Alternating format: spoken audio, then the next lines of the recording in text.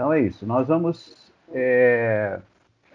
nessa série de lições, nós vamos ver a plena salvação de Deus.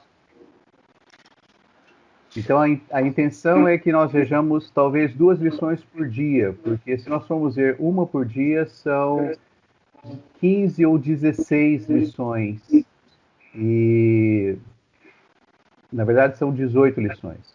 Então nós vamos ver 2 por dia para poder abordar toda essa série. Eu sei que vocês já viram algumas lições sobre esse assunto. Então hoje nós vamos ter uma visão geral com as lições 8 e 9 do livro 40 lições essenciais para a vida cristã, volume 1, que é esse livro de capa preta e verde que vocês estão vendo na tela. Estão todos me ouvindo? Todos entendendo?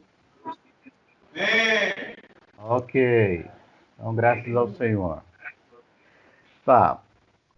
Antes de começar, eu queria dizer o seguinte, que esse é um dos assuntos mais cruciais de toda a Bíblia, porque aborda exatamente o plano de Deus e o plano de redenção e de salvação de Deus. Nós não vamos ver o aspecto eterno do plano de Deus. Nós vamos ver a execução do plano de Deus no tempo. Ok? Então, Deus criou todas as coisas e criou o tempo porque ele tinha um plano. O tempo foi feito para Deus executar o plano dele. Deus estava na eternidade, teve um desejo no coração de ter muitos filhos, e para executar esse plano, Deus criou o tempo e todas as coisas. Então, para poder executar isso, Deus não executou na eternidade. Deus criou o tempo e tudo que existe. Então, o tempo é o momento de Deus executar o plano dele. O tempo foi criado para isso. Uma vez que Deus conclua o seu plano, ele não vai mais precisar de tempo. E aí a eternidade volta. Estão entendendo? Muito bem. Então Deus criou o homem, vocês já sabem disso, a sua imagem e semelhança, para poder entrar no homem, colocar a sua vida e a sua natureza divinas no homem, e aí executar o seu plano. Só que houve um problema. O homem caiu. E a queda do homem causou um atraso no plano de Deus. E Deus teve de providenciar uma redenção. E é isso que nós vamos ver nestas lições. A redenção, ou a salvação de Deus, em 2 aspectos. Então, nós vamos usar a lição 8 e a lição 9. A lição 8 fala o Evangelho, Cristo em seus 2 aspectos, o Filho do Homem e o Filho de Deus. Então, na lição 8 nós vamos ver o Filho do Homem e a redenção judicial. Certo? Então eu quero ler, eu vou lendo a tela com vocês e vou comentando, ok? uma vez que determinara que se pecasse, o homem morreria, Deus não poderia deixar de cumprir sua determinação. Caso contrário, iria contra a própria justiça.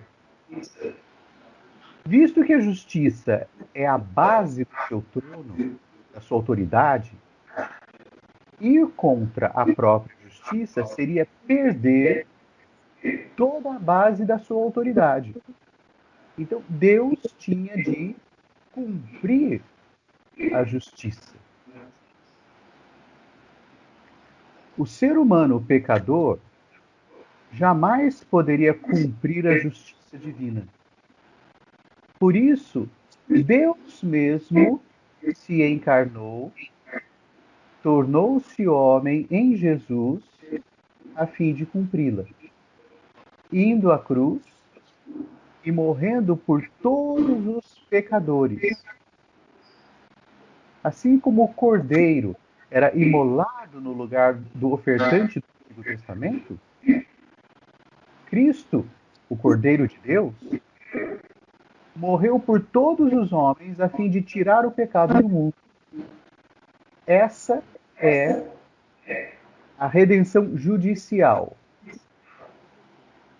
Tudo o que o Senhor realizou fora de nós para nos qualificar a ser salvos. Eu quero voltar um pouco para essa primeira parte aqui. Quando o homem pecou, ou melhor, antes de o homem pecar, Deus falou para ele: se você pecar, você vai morrer. Quando Deus falou isso, Deus determinou a justiça dele. E o homem pecou. Então aí Deus teve um grande problema. Que às vezes nós não percebemos quão grande era o problema. Porque tinha a questão da justiça de Deus. E tinha a questão do amor de Deus. Deus ama o homem. Mas Deus também é justo. Se Deus fosse apenas amor, como ele ama o homem, ele podia dizer: tá bom, homem, você pecou, mas eu amo você. Então tá tudo certo. Não tem problema, eu perdoo e vamos seguir em frente. Mas Deus determinou que se o homem pecasse, o homem ia morrer. Essa é a justiça dele. E a justiça é a base da autoridade de Deus. Sem justiça, Deus não governa. E se Deus tivesse feito isso, se Deus tivesse falado para o homem que não tinha problema nenhum, porque ele ama o homem, Deus perderia toda a sua autoridade. E o diabo podia dizer para ele: você não é justo.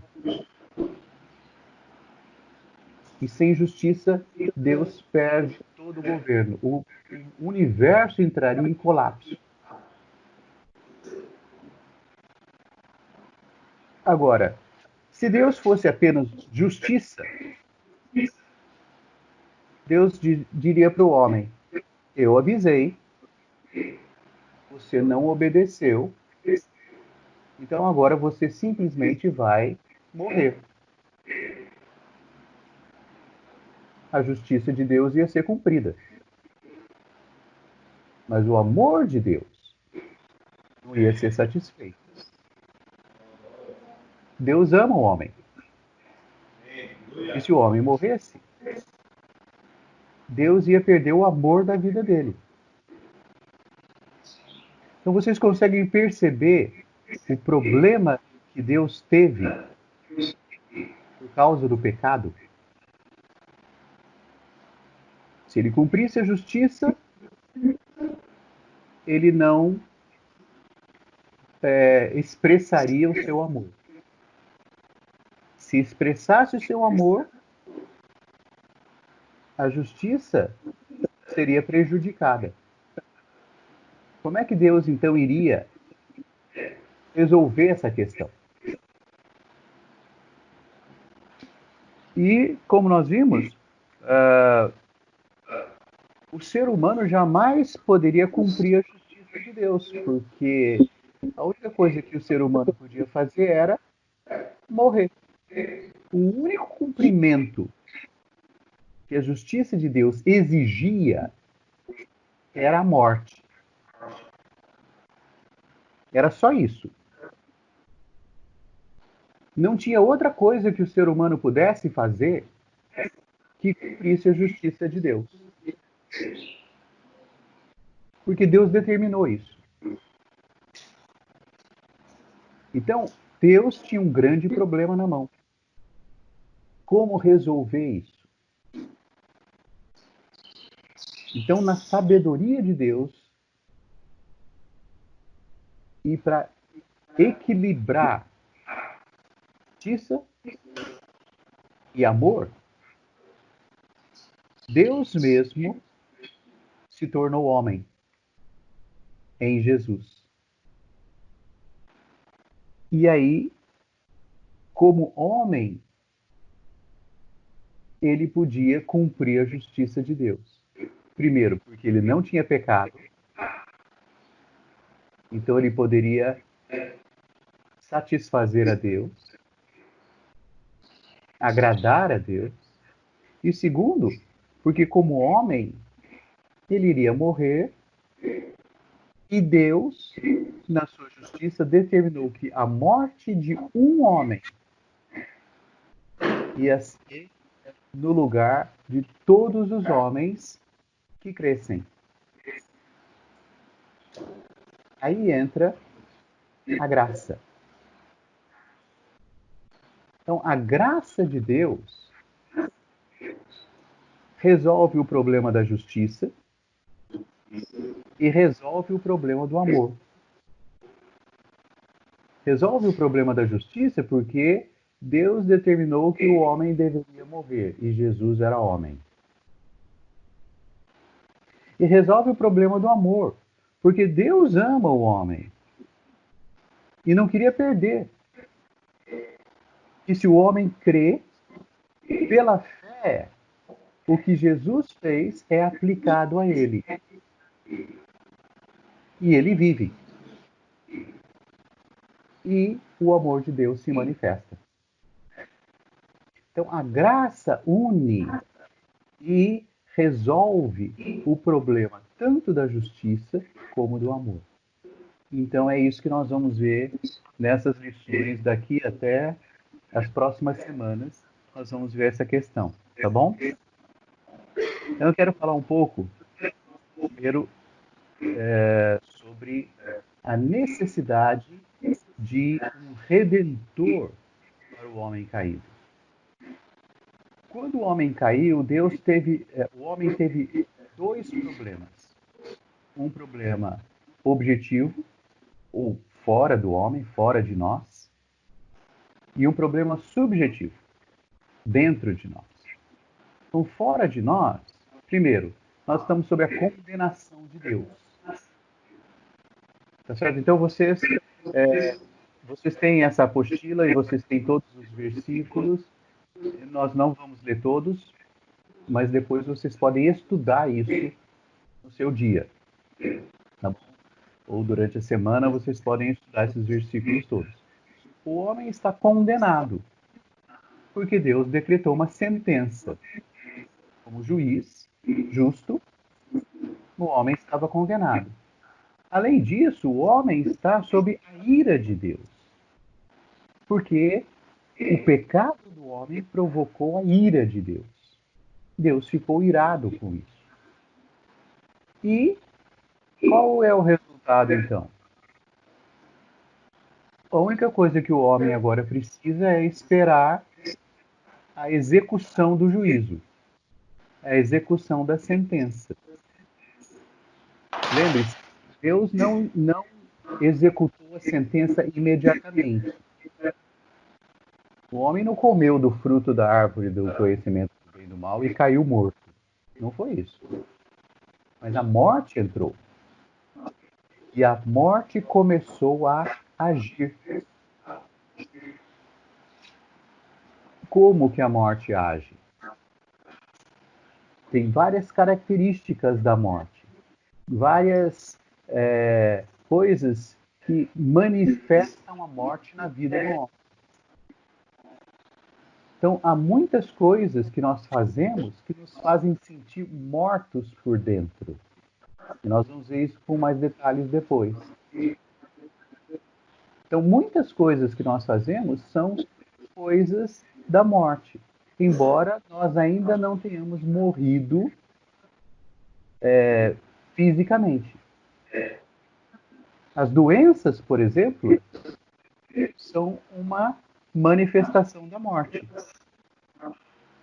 Hoje nós estamos tendo essa pandemia mundial. O que é isso? É uma manifestação da morte. Por que as pessoas ficam doentes? Porque a morte está no homem. É o resultado do pecado. Então, tudo isso que está acontecendo no mundo hoje é uma manifestação da morte. Alguns, de fato, morrem. Poucos, mas morrem. Outros adquirem a doença. E todas as doenças que nós temos são a manifestação dessa morte. Doenças físicas, doenças emocionais, doenças psicológicas, doenças até espirituais. Tudo isso é manifestação da morte. Até o dia em que a morte de fato vem e ceifa todo mundo, colhe todo mundo. Mas é questão de tempo. Então essas coisas são exteriores, fora de nós. Agora nós temos algumas coisas interiores. Tá certo? O problema subjetivo é que o homem está morto no espírito. Nós vamos ver que o espírito do homem ficou mortificado. Além disso, a alma do homem ficou arruinada. Ela se tornou o ego, cheio de fraquezas, cheio de problemas, cheio de ódio, ira. Todas essas coisas negativas começaram a se manifestar na alma do homem. E o corpo do homem se tornou corrompido, se tornou carne. Então, depois vocês veem esses versículos todos que vão confirmar isso. E tanto o espírito, a alma e o corpo do homem foram arruinados, corrompidos. Além disso, o homem ficou sob a escravidão do pecado. Então, em Romanos capítulos 6 e 7, nós vemos isso claramente, que os homens fazem o que não querem. Eles não querem fazer o mal, mas acabam fazendo. Se tornam escravos da lei do pecado. E o bem que eles querem fazer, eles não conseguem. Eles não querem fazer coisas negativas e fazem. Eles querem fazer coisas boas, mas não têm forças. Não conseguem. Então, isso deixa todos os homens numa constante guerra, uma constante batalha. Porque eu quero fazer o bem e não consigo, e fico frustrado. Eu quero deixar de fazer coisas ruins, também não consigo. Eu fico decepcionado comigo. Então, todas essas coisas vão deixando o homem cada vez mais abatido, deprimido, distante de Deus. Um escravo do pecado. E ainda constantemente sob a acusação de Satanás. Porque quando nós fazemos coisas erradas, Satanás vem nos acusar e falou, tá vendo? Você não consegue. Você é meu. Você é meu escravo. Você não serve para Deus. Você só serve para o mundo. E eu tenho um mundo inteiro para você. Você não precisa de Deus. Se você precisar, eu dou para você. Você quer alegria? Eu tenho alegria. Você quer dinheiro? Eu tenho dinheiro. Você quer amor? Eu consigo pessoas para amar você. E quando nós tentamos fazer as coisas boas para Deus e fracassamos, o diabo vem nos acusar. Você não consegue. Esqueça Deus. Esqueça Deus. Então, o tempo todo, nós estamos debaixo dessas questões todas. Então, eu queria mostrar para vocês o seguinte. Vocês sabem, o ser humano foi criado em 3 partes, certo? Corpo, o que mais? Alma e espírito. O corpo é a nossa embalagem, é a parte exterior. Com ele nós contatamos o mundo físico. A alma é a nossa parte psicológica, é a nossa personalidade. Com mente, vontade e emoção. Então nós pensamos, raciocinamos, consideramos, nós temos os nossos desejos, as nossas vontades e também nossa emoção. Nós amamos, nós odiamos, nós gostamos, nós desgostamos, ou seja, a emoção, nós nos alegramos, nós nos entristecemos, essa é a nossa alma, é a nossa personalidade. Alguns são mais alegres, extrovertidos, outros são mais calados, são mais sérios. Ou seja, isso é o que nós somos de fato. Mas nós temos lá no fundo um espírito. E o espírito é para quê? Para que serve o nosso espírito? Para que serve, gente, o espírito? Estão ouvindo? Para que serve o espírito? Para contactar com Deus. Exatamente, para Deus entrar em nós, porque Deus é espírito, e viver em nós. Certo? Nos dá vida. Ok, mas o que aconteceu com o ser humano caído? O corpo se tornou carne. A alma se tornou o quê? O ego. E o espírito? Mortificado. O mortificado. Por isso que Efésios 2 fala que nós estávamos mortos nos nossos delitos e pecados. Nós não estávamos mortos na carne. Nós estávamos mortos na alma. Onde estávamos mortos? No espírito.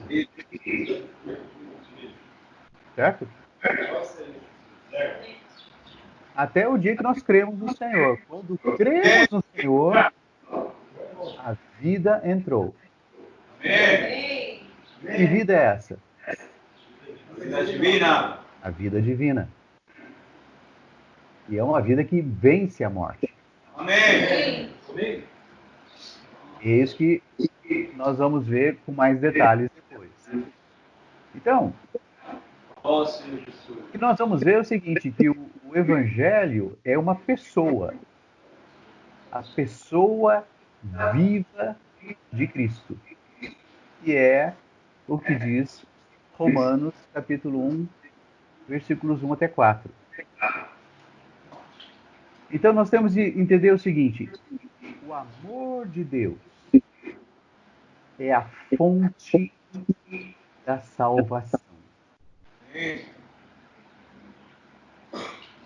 A nossa condição era sem esperança.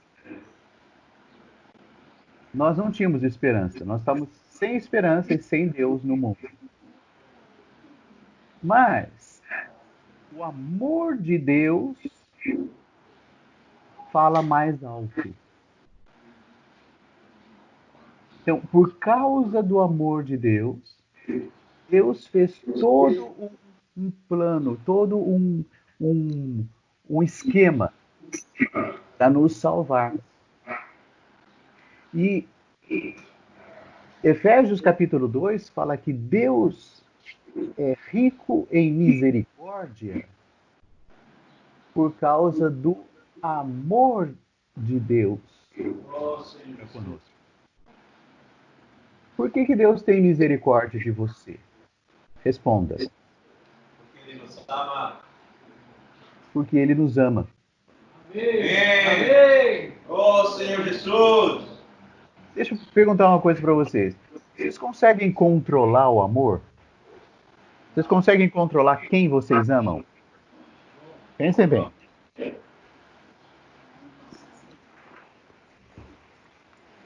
Vocês conseguem explicar por que vocês gostam de alguém?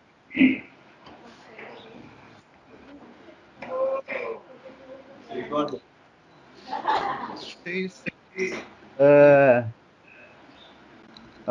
Vamos falar um pouquinho sobre isso. O amor é lógico. Pensem bem. O amor é lógico. Dá para explicar por que você ama alguém ou não? Você pode falar, não, eu amo porque ele é legal, porque ele é gentil, porque é, sei lá, tem algumas explicações. Mas quando você gosta de uma pessoa, você simplesmente gosta. Não é um sentimento racional. Você fala assim, eu vou gostar daquela pessoa. Você pensa assim? Não. Não. Deus ama o homem. Amém. E não é porque o homem é bom, ou porque o homem não é bom, porque o homem faz coisas boas, ou não faz coisas boas. Deus ama. E aí, Efésios capítulo 2 fala exatamente isso. No versículo 4, ele fala assim: Deus, sendo rico em misericórdia, por causa do grande amor com que nos amou. Então, Deus tem misericórdia de você porque Ele ama você. Amém. E Ele não ama você por uma razão lógica. Porque você fez alguma coisa boa. Ou você é bonito. Ou você sei lá, tem dinheiro. Deus ama você. Isso não tem explicação. E porque Ele ama você, Ele tem misericórdia de você. Então a misericórdia de Deus é resultado do amor de Deus. Amém. Deus ama você. Ponto final. Amém. E por causa disso Ele tem misericórdia de você. Amém. Então,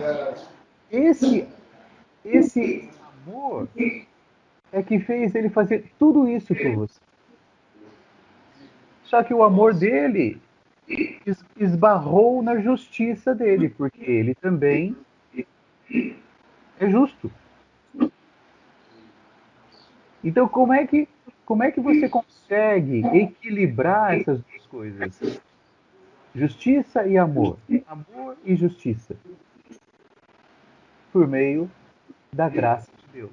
Amém. A graça de Deus resolve o problema que existe entre justiça e amor. E o amor de Deus é eterno. Amém. Por quê? Eu quero que vocês me respondam isso. Por que o amor de Deus é eterno? Quem sabe? Pensem. Deus é eterno. Porque Deus é eterno. Ok? Deus é eterno. E Deus é? Amor. Amor. Deus é amor. Amém. A natureza de Deus é amor. Amém. E Deus é eterno. Logo, o amor de Deus é eterno. Não tem começo, não tem fim. Não acaba. Deus ama você, sempre amou você, Amém. Sim. sempre vai amar você.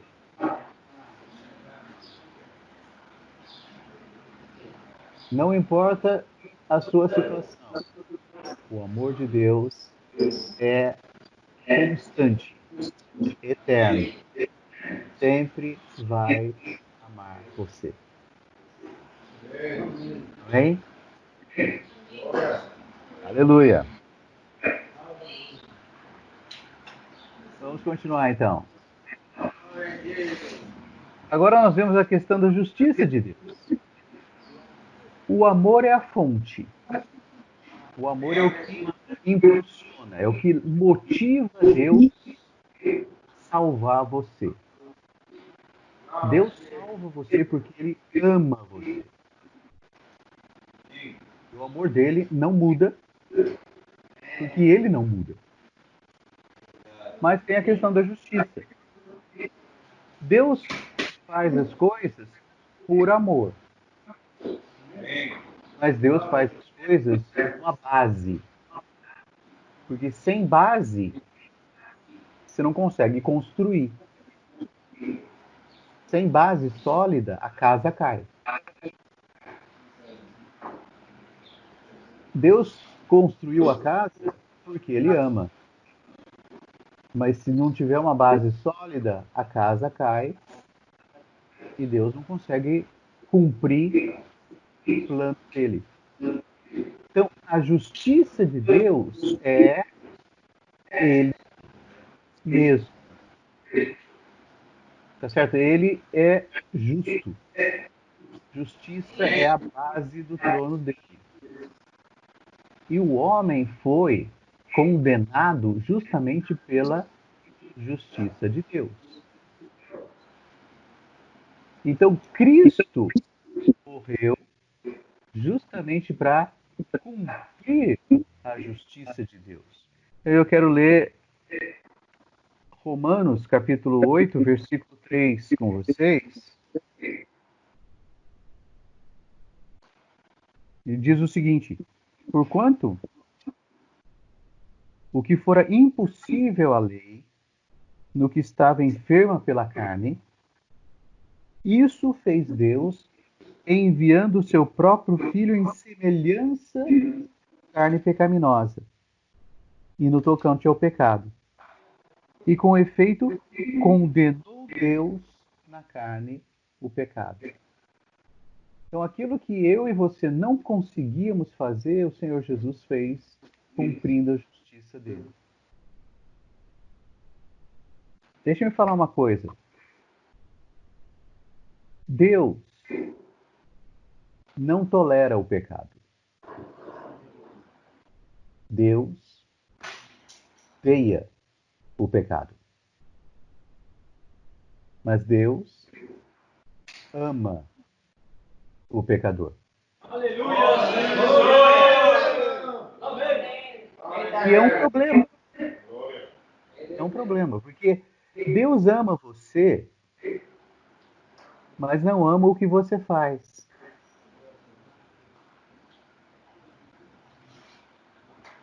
Deus ama você, Mas quando você faz alguma coisa errada, Deus não ama. O que você faz? Ele continua amando você. Nós, seres humanos, temos uma dificuldade, que é separar a pessoa do que ela faz. Para exemplificar um pouco melhor isso, vamos ver a questão do pai e do filho.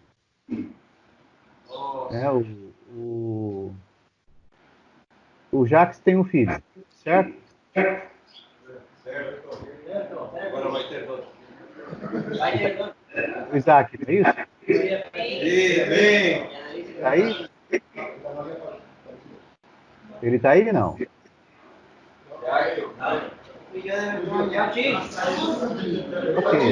O que vocês acham? O Jacques ama. O Jacques ama o Isaac. Em Jacques. Jacques tá aí ainda? Foi passear. Fala mais forte, Jack. Vem. O Jacques ama o Isaac. Amor, vem. Ok. E quando o Isaac desobedece, o que acontece? Qual é o sentimento do Jacques?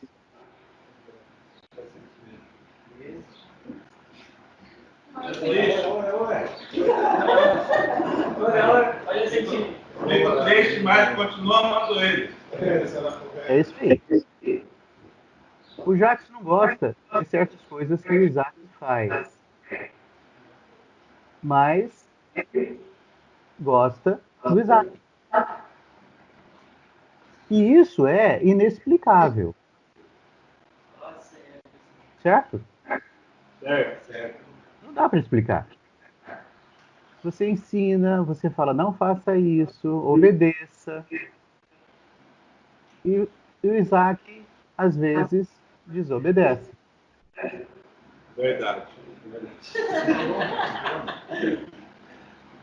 Agora, o Jacques fala assim, bom, você me desobedeceu, você não é mais meu filho. Não. Não. Ou então, você me desobedeceu, não gosto mais de você. Não. Também não. Então, há uma diferença entre amar o homem e odiar o pecado. Deus ama o homem, mas odeia o pecado. Porque o pecado tem a origem no inimigo de Deus. E o pecado deveria ser levado somente pelo inimigo de Deus, devia estar nas costas do inimigo de Deus, porque foi ele a fonte do pecado. E ele pega o pecado e lança no homem. E o homem peca. Mas Deus ama o homem. Então Deus faz uma distinção muito clara entre o pecado e o pecador. Nós temos dificuldade com isso. Quando uma pessoa faz alguma coisa errada conosco, nós muitas vezes odiamos a pessoa. Nós misturamos as coisas. Deus tem muita clareza. Ele sabe que o pecado que nós cometemos tem uma fonte. A fonte é o diabo. Nós cometemos. Nós cometemos erros. Nós cometemos transgressões. Nós cometemos pecados. Mas Deus sabe que essa fonte é que a fonte do pecado é o diabo, a nossa carne. Por isso, quando Deus enviou seu filho, ele enviou para morrer pelos nossos pecados e assim Deus nos salva daquilo que entristece o Senhor. O que acontece quando Isaac faz alguma coisa errada? O Jacques fica triste, mas ama o Isaac. Quando nós pecamos, Deus fica triste, mas continua a nos amar. Por isso, quando Deus teve de fazer uma escolha entre eliminar o pecado e poupar o seu próprio filho, Deus não pensou duas vezes. Ele ama o filho, mas ele odeia o pecado. Vocês conseguem entender, irmãos, o problema que Deus teve? Vocês conseguem entender o problema que Deus tem quando nós pecamos? O amor dele por nós é eterno. Mas o ódio dele pelo pecado é o mais intenso possível. Então, quando Deus enviou seu filho, ele realmente teve uma atitude extrema de amor por você e por mim, mas uma atitude extrema de ódio pelo pecado. Então, hoje, nós precisamos ter o mesmo sentimento de Deus. Devemos amar as pessoas e odiar o pecado, tanto em nós como nos outros. E fazer essa separação. No nosso relacionamento uns com os outros, vocês estão aí no SEAP todos os dias, convivendo uns com os outros. De vez em quando vocês têm atritos, vocês têm dificuldades de relacionamento. Essas coisas são provocadas pelo pecado. Oh, Senhor Jesus. Senhor Jesus. Mas a quem vocês odeiam? O pecado. O pecado e a sua fonte, ou os irmãos que são pecadores como você. Você precisa considerar isso. Nós nos relacionamos com pecadores todos os dias. E nós precisamos aprender, nós não sabemos, nós precisamos aprender a separar pecador do pecado. Pessoas pecam contra nós todos os dias. Pessoas fazem coisas erradas contra nós todos os dias. Qual é a fonte dessas coisas? Responda. Qual é a fonte das coisas erradas que as pessoas fazem conosco todos os dias? O pecado. Não é o pecador. Não é o pecador. Então, no nosso relacionamento com os irmãos, com as pessoas, nós precisamos nos lembrar disso. E nós esquecemos isso muito facilmente. Deus consegue lembrar disso o tempo todo. Por isso ele mandou o seu filho. Ele odeia tanto o pecado que ele preferiu sacrificar o próprio filho a permitir que o pecado continuasse sem punição. Então, quando nós formos nos relacionar uns com os outros, nós precisamos nos lembrar disso. Eu preciso me lembrar disso. Eu sou um pecador. E eu tenho pecado. Eu cometo pecado. E eu me relaciono com pessoas que são pecadoras.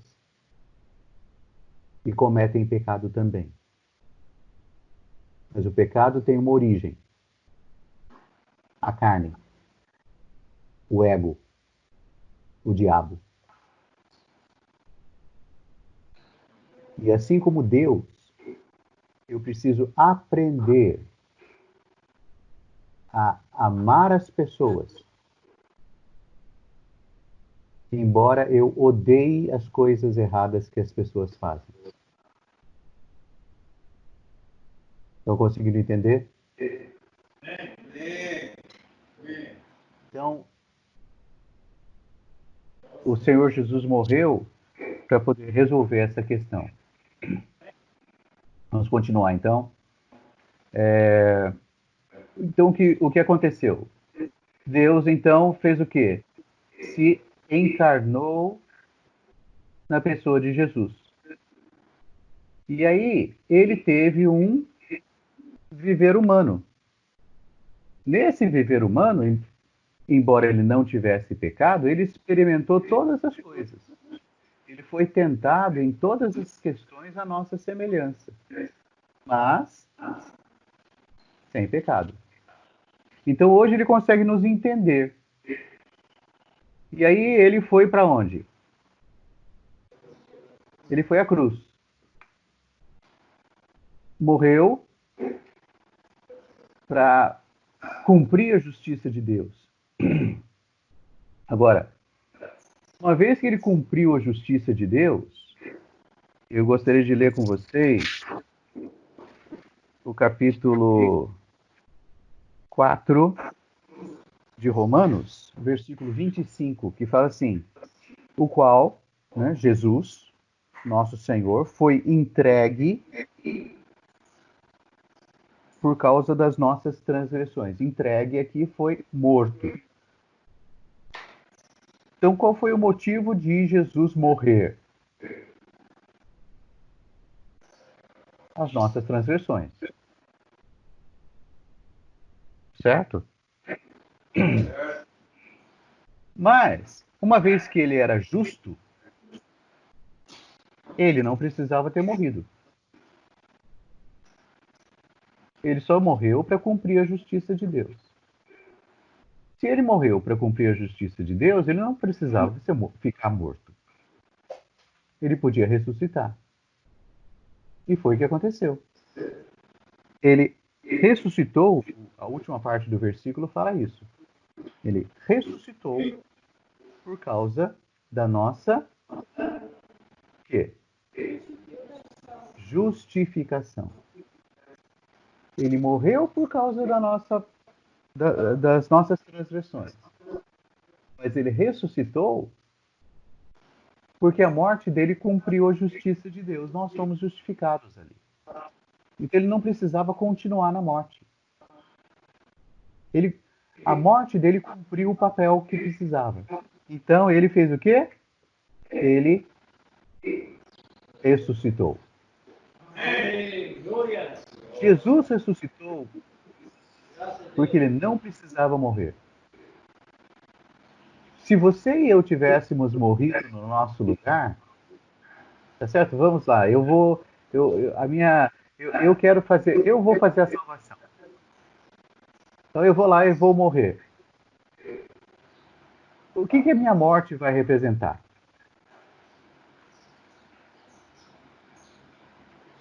A justiça de Deus foi cumprida? Foi.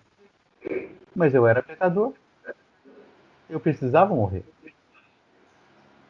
Jesus não era pecador. Ele não precisava morrer. Ele morreu mesmo assim. Logo, ele pode ressuscitar.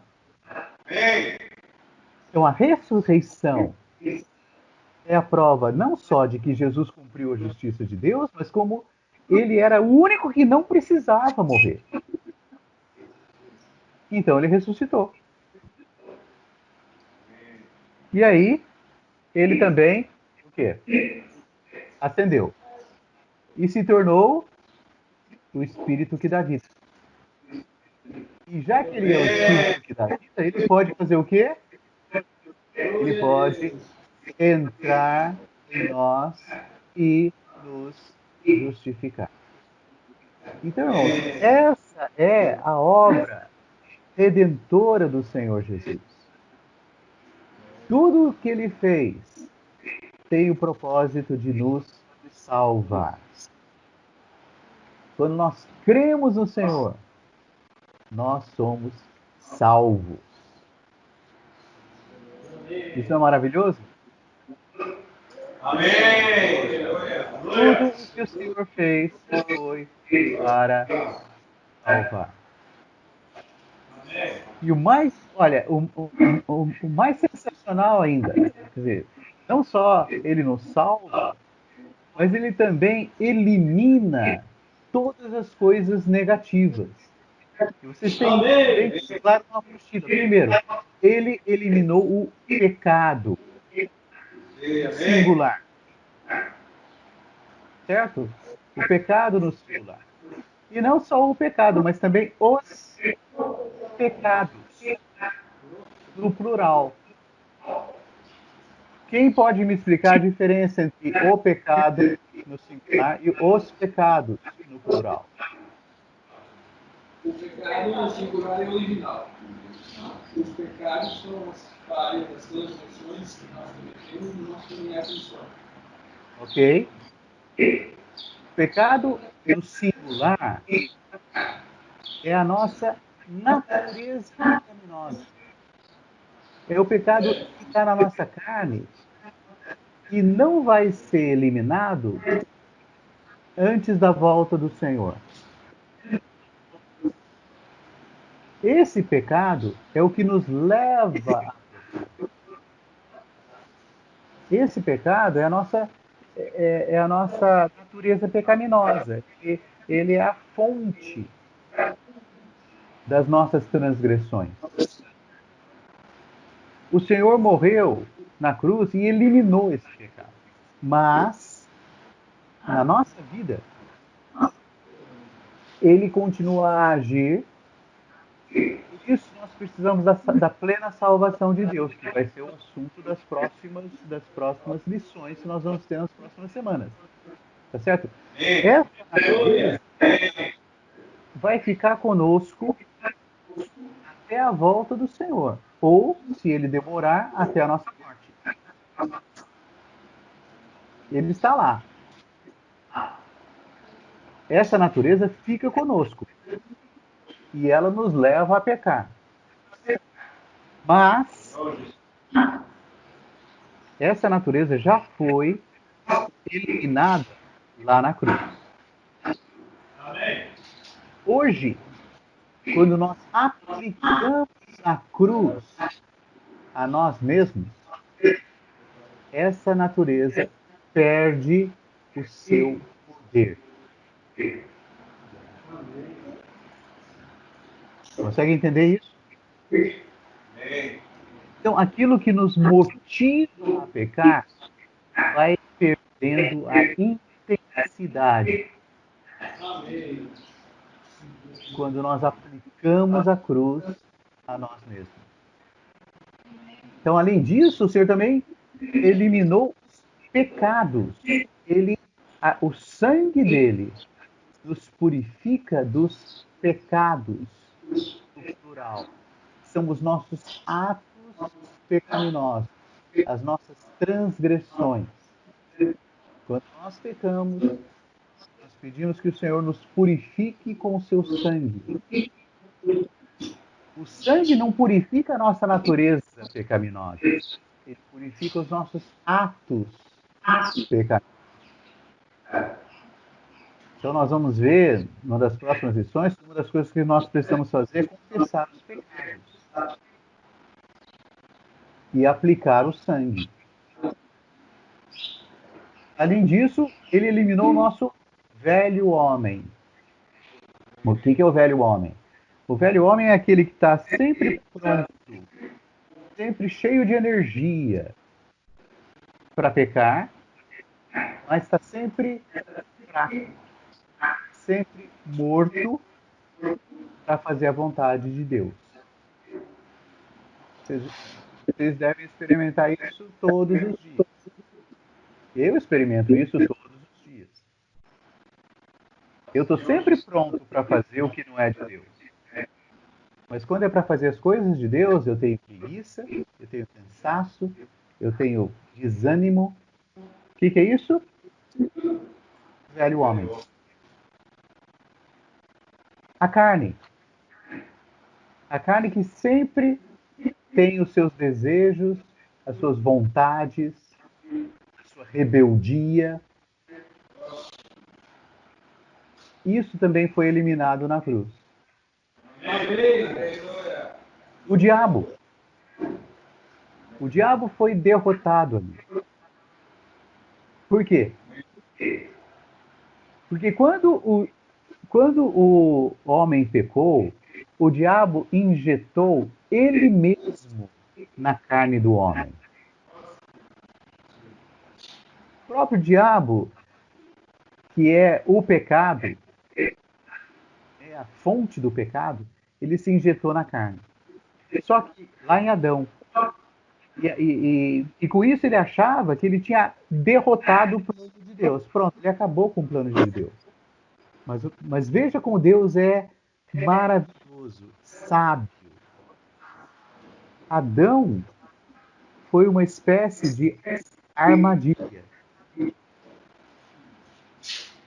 Vocês conhecem a palavra arapuca? Sim.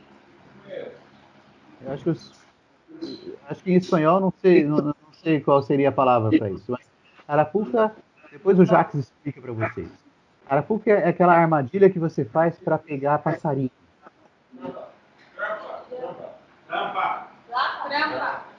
Trampa. Ok, então Adão foi uma trampa. Ó Senhor Jesus. O diabo pensou assim, não, eu mesmo vou entrar na carne do homem e eu vou fazer o homem pecar e isso vai acabar com o plano de Deus. Só que aí, Deus, na sua sabedoria, se tornou um homem.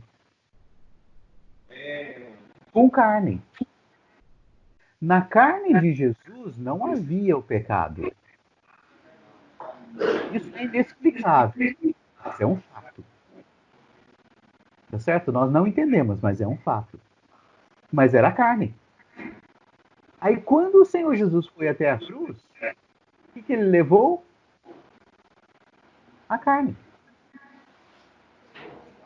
A carne dele não tinha pecado, mas representava a carne que tem o pecado. Então, quando o homem Jesus foi à cruz, quem foi à cruz com ele? O homem e Satanás. Então, o homem foi essa trampa, essa arapuca. Quando Satanás entrou no homem, ele pensou, pronto, eu acabei com o plano de Deus. Mas quando o Senhor Jesus foi para a cruz, Deus acabou com Satanás. Glória!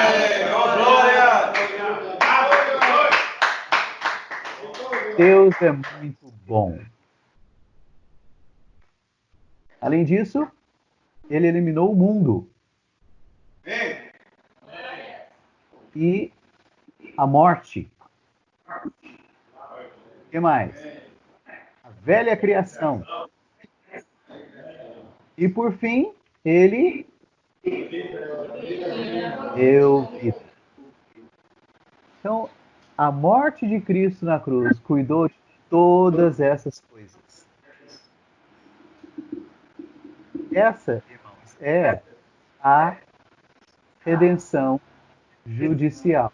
E essa, então, é a lição 8 do livro 40 lições essenciais para a vida cristã, volume 1.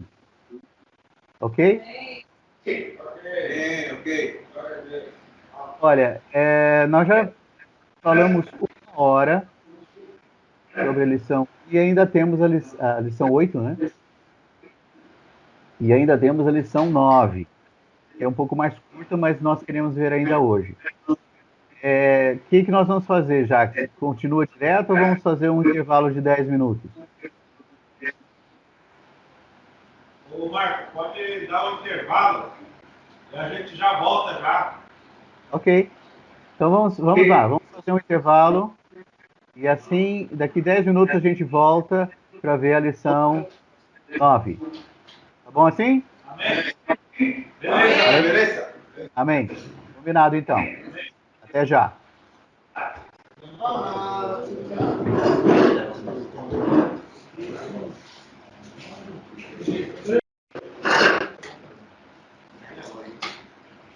Amém. Deixa eu compartilhar a tela com vocês de novo.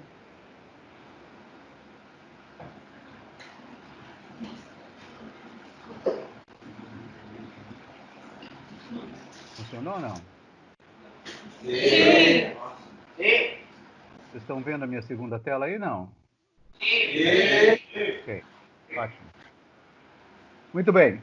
Então agora nós vamos ver a lição 9, que é a parte 2 do Evangelho. Cristo em seus dois aspectos, o Filho do Homem e o Filho de Deus.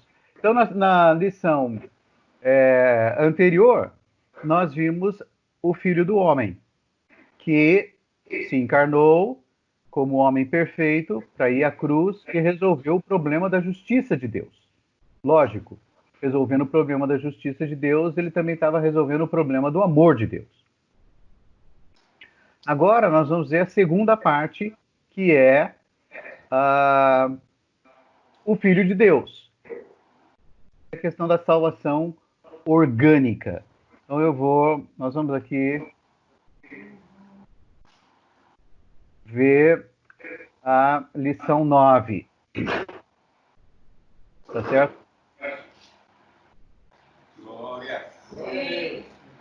Então, uma vez redimidos judicialmente, ou seja, uma vez que o Senhor Jesus realizou todo aquele processo, toda aquela salvação por nós podemos receber a vida divina pela fé e desfrutar a salvação orgânica. Então nós chamamos de salvação orgânica a obra de vida que o Senhor realiza em nosso interior a partir do nosso espírito. E essa vida transborda para cada parte do nosso ser. A palavra orgânico, embora não esteja na Bíblia, né, está relacionado com vida. Portanto, a salvação orgânica é ser salvo pela vida ou em vida, de acordo com Romanos 5:10. Então fala assim, porque se nós, quando inimigos, fomos reconciliados com Deus mediante a morte de seu Filho, muito mais, estando já reconciliados, seremos salvos em sua vida. Né? Pela sua vida também pode ser traduzida por em sua vida, ou seja, na esfera da vida. Então, irmãos, essa outra parte da salvação é a salvação que nós temos dentro de nós. Então, nós chamamos de salvação da redenção, de redenção judicial, tudo aquilo que foi realizado fora de nós. Então, a encarnação, o viver humano, a morte, a ressurreição, a ascensão, o fato de o Senhor se tornar o Espírito que dá vida. Todas essas coisas o Senhor realizou objetivamente, ou seja, fora de nós. Mas uma vez que nós cremos no Senhor, Tudo isso começa a ser trabalhado no nosso interior, a partir do nosso espírito.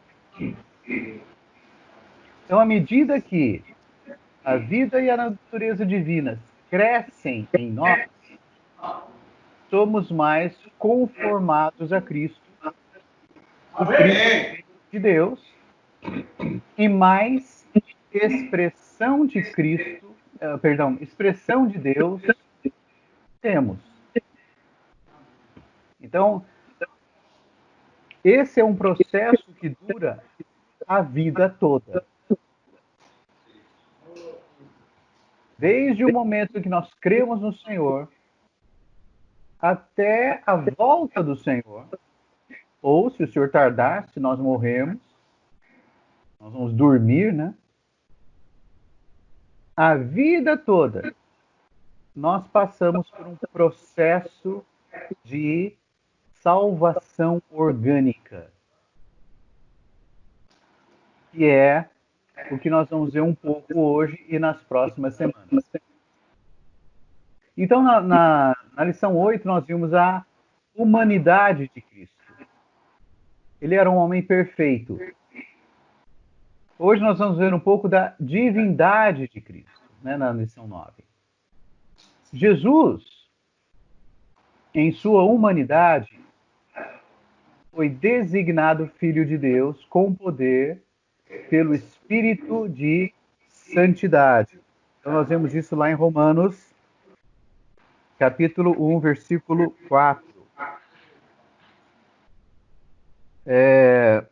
No versículo 3, fala assim: com respeito a seu filho,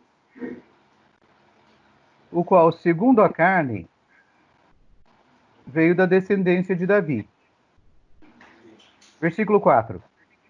E foi designado Filho de Deus com poder, segundo o Espírito de Santidade, pela ressurreição dos mortos, a saber, Jesus Cristo, nosso Senhor. Vocês estão certamente acompanhando as mensagens nos finais de semana, que o irmão Pedro Dom tem falado bastante a respeito de o Senhor Jesus ter se oferecido a Deus pelo Espírito Eterno, né, que o homem Jesus foi introduzido em Deus. Tá certo? Vocês têm acompanhado isso. E o que o Senhor Jesus fez foi o precursor, ou seja, ele foi o primeiro a ir, mas ele foi para abrir caminho para nós. O que aconteceu com a humanidade de Jesus vai acontecer com a nossa também. Certo? Ele foi feito Filho de Deus, o homem Jesus foi designado Filho de Deus pelo Espírito de Santidade. Esse mesmo Espírito hoje está trabalhando em você e em mim para fazer a mesma coisa, para que nós sejamos designados filhos de Deus.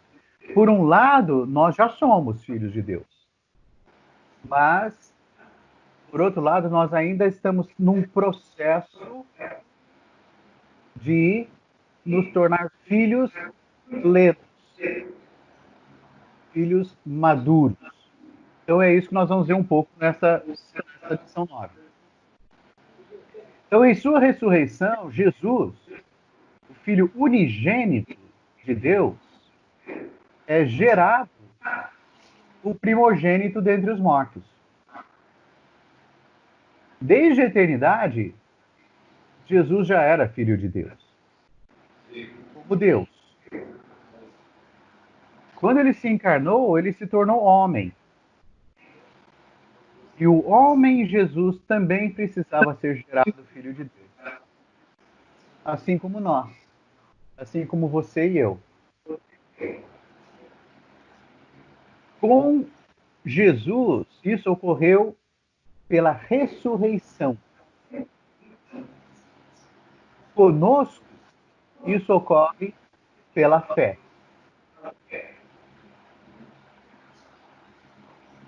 Isso é graça. Graça, ao contrário da lei, é quando nós não precisamos fazer nada, apenas crer. Amém. Amém. A lei exige que nós façamos coisas para Deus.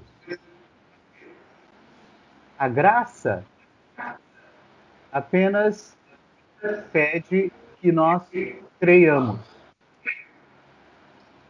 E Deus fez tudo em Cristo por nós. Então, hoje, nós podemos desfrutar tudo isso pela fé. Então, letra C. Após a ressurreição, Jesus Cristo tornou-se o protótipo, a forma, o molde, para que os crentes sejam conformados à sua imagem. Então, o que é um protótipo? Protótipo é aquilo que as indústrias muitas vezes fazem.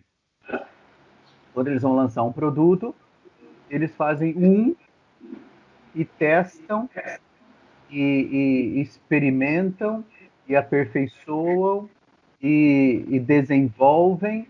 Para quê? Para que aquele produto não tenha defeito.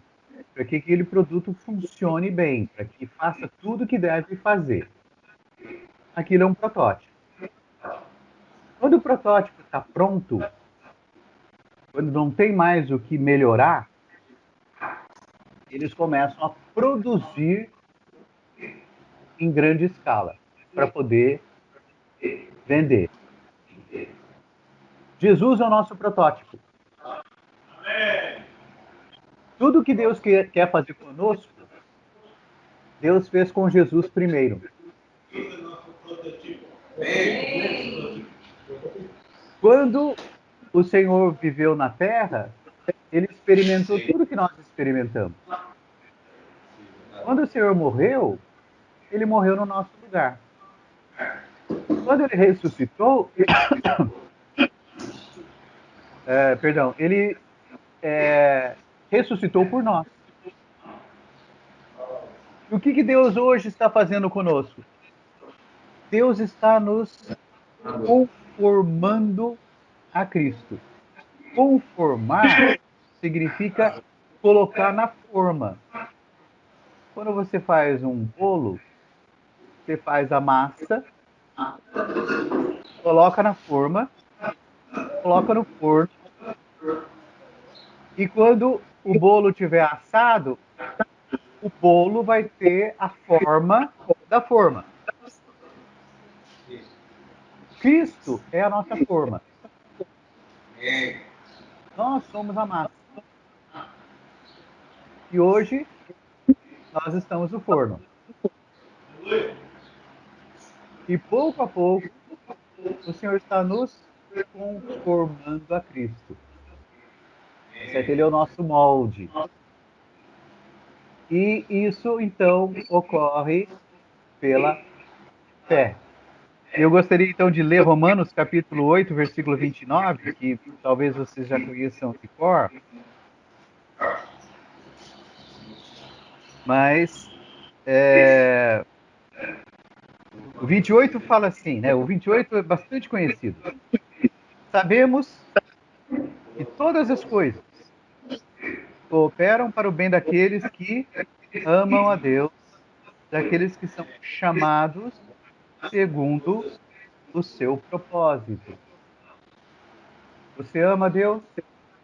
Amém. Você foi chamado por Ele? Amém. Ele chamou você com um propósito. Ó Senhor Jesus. O propósito dele está no versículo 29. Porquanto, ou seja, porquanto aí indica, porque está dando, esse porquanto está dizendo o motivo, o objetivo. Porque aos que de antemão conheceu,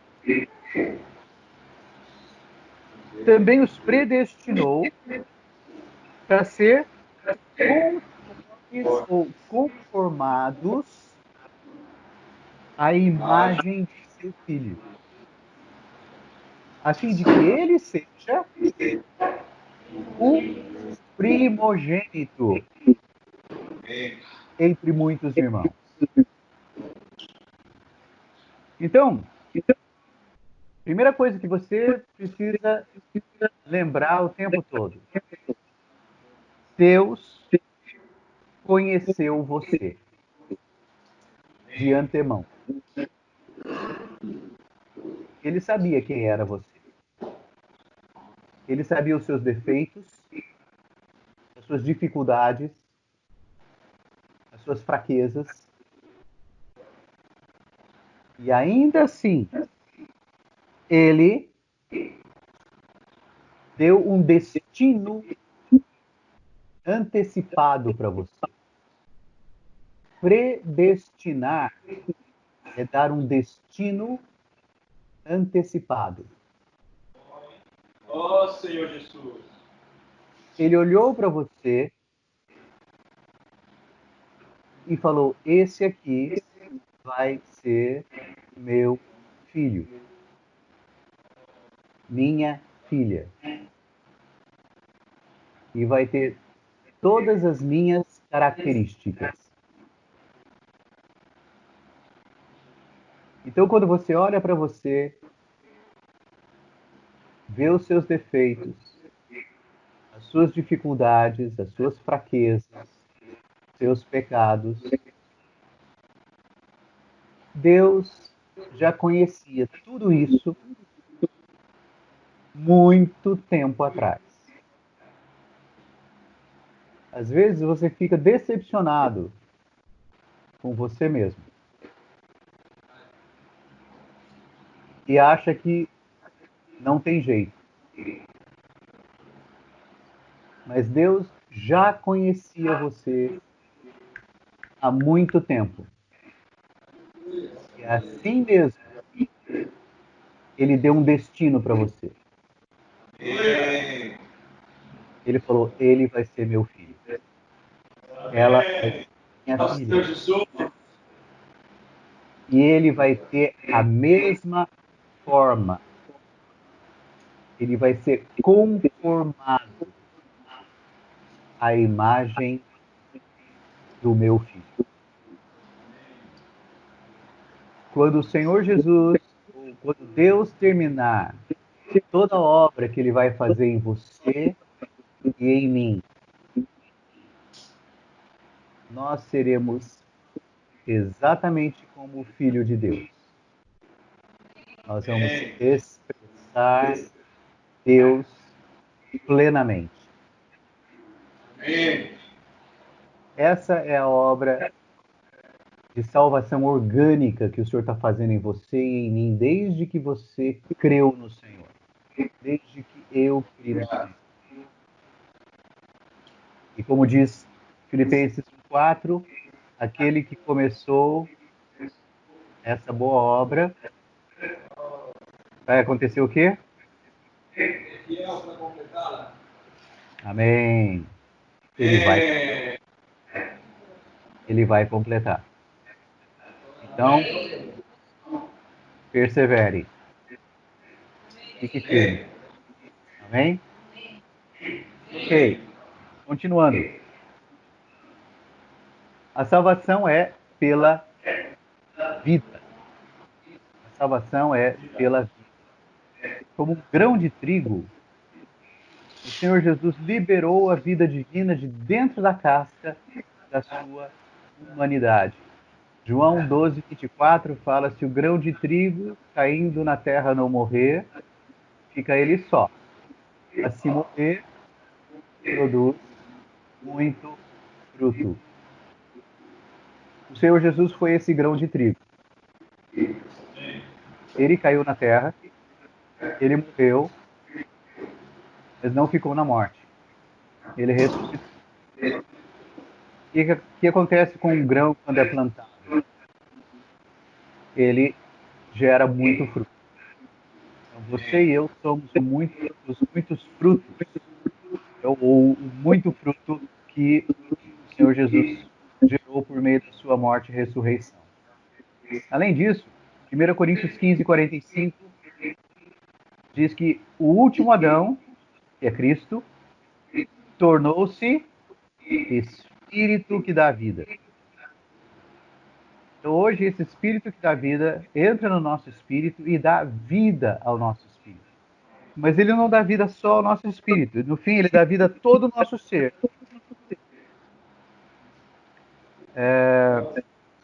Romanos capítulo 8, versículo 2 fala: a lei do Espírito da vida em Cristo Jesus te livrou da lei do pecado e da morte.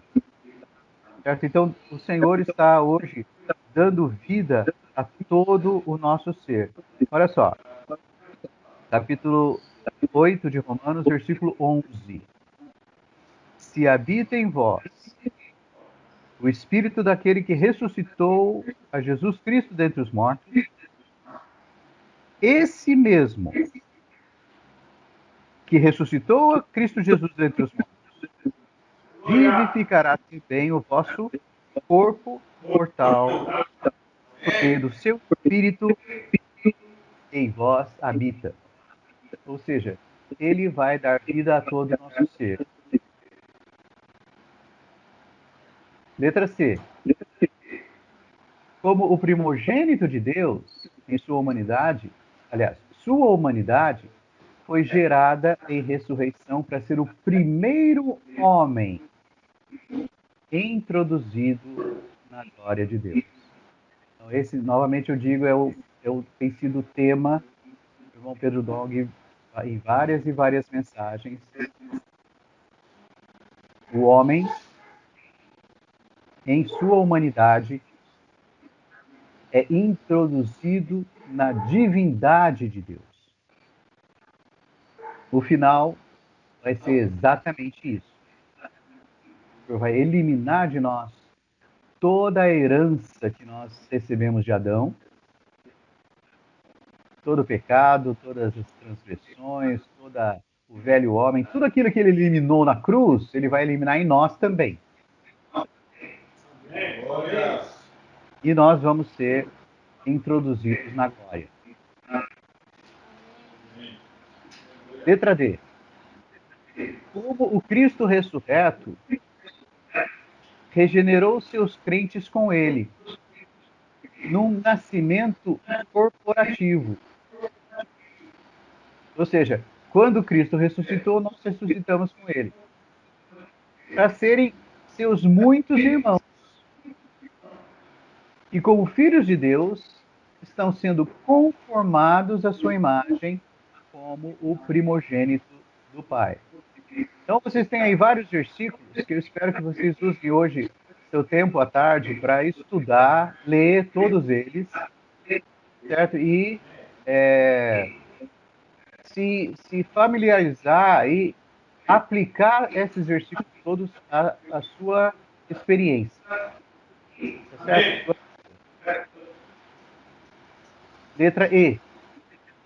Como Espírito que dá vida, está germinando com vida o corpo de Cristo como a nova criação de Deus. Então, a velha criação foi corrompida. Mas o Senhor está fazendo de você e de mim uma nova criação. Tem a corrupção da velha criação, mas cheio da vida divina. E letra F. Como o primogênito do Pai e a cabeça do corpo, Cristo é o elemento, a essência, e os crentes, como seus muitos irmãos, são membros para a edificação de Deus, ou seja, o corpo de Cristo. A fim de que esse corpo seja a nova criação de Deus, que será consumada na nova Jerusalém. Então, o que acontece? Hoje, nós já temos um pouco dessa experiência. Toda vez que nós estamos no Espírito, toda vez que nós desfrutamos o Senhor no nosso interior, nós já temos um antegozo daquilo que vai ser por toda a eternidade. Só que hoje tem que ser muito pouco. Eu queria dizer para vocês o seguinte: o que nós temos hoje? Nós temos um antegozo. Sim, amém. Sabe o que é um antegozo? É aquilo que você prova primeiro. Sabe quando a pessoa está fazendo o almoço, faz a comida, aí ela pega um pouquinho para experimentar, ver se tá bom? Aquilo é um antegozo. Qual é a diferença daquele pouquinho que ela experimenta para o almoço inteiro? Qual que é a diferença? Pensem um pouco.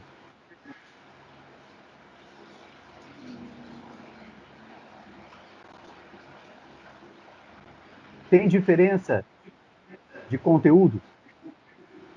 Bem, antes era só um pouquinho. Depois você pode comer tudo. Isso. Mas o conteúdo é diferente? Não, é o mesmo. É a mesma coisa. O que muda então? Quantidade. A quantidade. Quando nós estamos no Espírito hoje, nós já temos o antegozo da Nova Jerusalém. Aleluia! E que nós não temos a plenitude, a quantidade. Quando o Senhor voltar, todas as coisas negativas vão ser eliminadas e nós só teremos Deus na sua plenitude. Só que hoje nós já experimentamos isso. Só que por causa da nossa natureza caída, porque o Senhor não terminou a sua obra de transformação em nós, porque nós ainda temos muita coisa, o processo não terminou, a quantidade é menor, mas a qualidade é a mesma.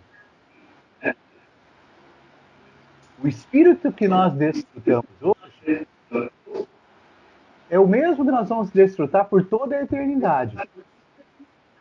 Amém. A intensidade é que muda, mas a essência é a mesma. O irmão Pedro falou um pouco sobre a questão do penhor do espírito, certo? Vocês lembram disso ou não? Recentemente ele citou novamente. O que era o penhor? O penhor era quando as pessoas iam fazer um negócio de uma terra, eles não podiam ir até a terra para visitar e ver a terra como era. Então, o vendedor pegava um pouco daquela terra e levava até o comprador, e o comprador olhava aquilo e falava: bom, é essa terra que eu vou comprar.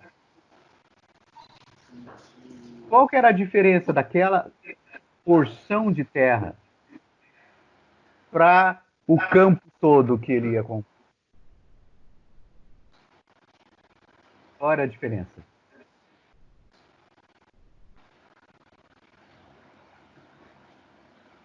Bom dia. Oi. Oh, Senhor Jesus.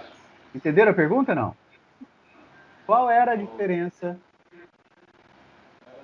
daquela porção de terra que o vendedor levava para o comprador?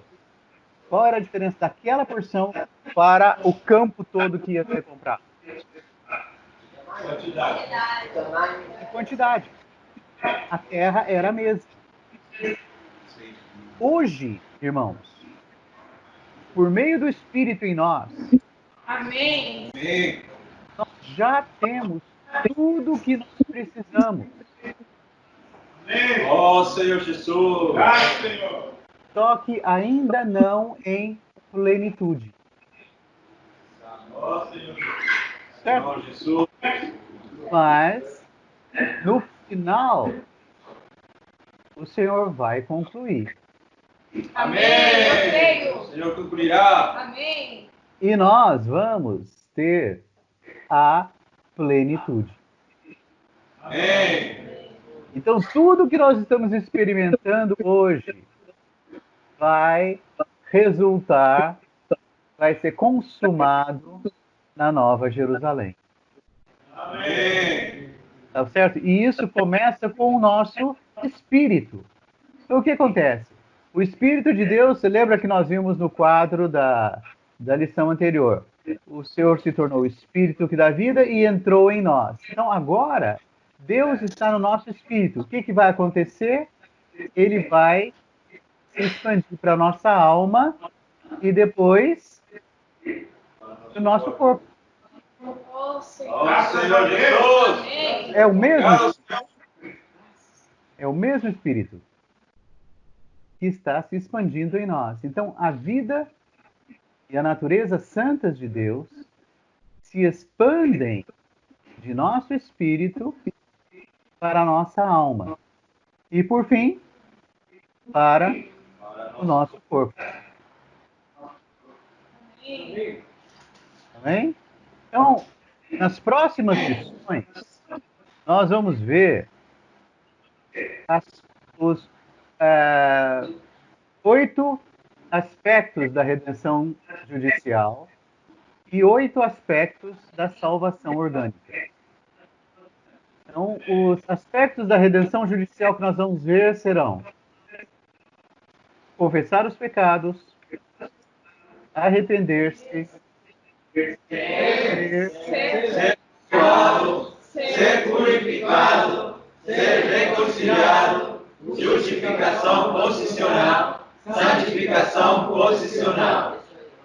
e os estágios da salvação orgânica. Regeneração, reconciliação, justificação, santificação, renovação, transformação, conformação e glorificação.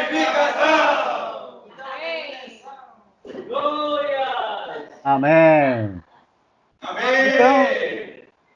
Então, irmãos, essa é a lição número 9 da plena salvação de Deus, que nós vamos ver a partir da próxima semana. Amém. Tá bom? É isso aí. Jesus é o Senhor. Amém. Nos vemos na semana que vem. Amém? Amém. Jesus é o Senhor. Até.